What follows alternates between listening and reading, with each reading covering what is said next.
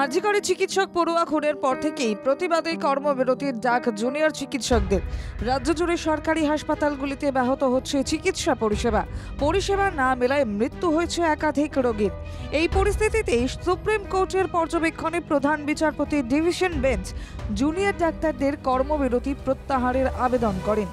Junior ডাক্তারদের কর্মবিরতির জেরে বর্তমানে সরকারি হাসপাতালগুলিতে পরিষেবা চালিয়ে যাচ্ছে সিনিয়র ডাক্তাররা।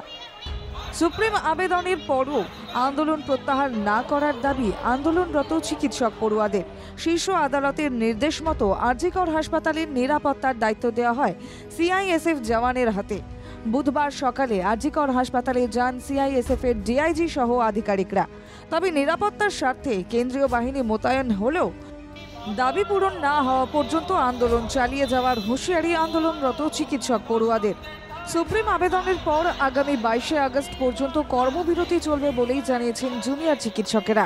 বৃহস্পতিবার সুপ্রিম কোর্টের শুনানির পরই পরবর্তী সিদ্ধান্ত নেওয়া হবে বলে জানানো হয়েছে। আমাদের সিজ ওয়ার্ক অ্যাটলিস্ট কাল অবধি চলবে বলে আমরা সবাই পুরো দেশ একসাথে আমরা এই ডিসিশনটাই নিয়েছি। সুপ্রিম কোর্ট আমাদের রিকোয়েস্ট করতে পারেন, কিন্তু আমাদের ওনারা ফোর্স কোনোদিনও করতে পারেন না, বিকজ আমাদের প্রথম এজেন্ডা কিন্তু সবসময় জাস্টিস ছিল। আর এখনও কিন্তু সিবিআই আমাদের তেমন কোনো ফ্রুটফুল কিছু দিতে পারেননি। কালকে একটা সুপ্রিম কোর্টে হিয়ারিং আছে।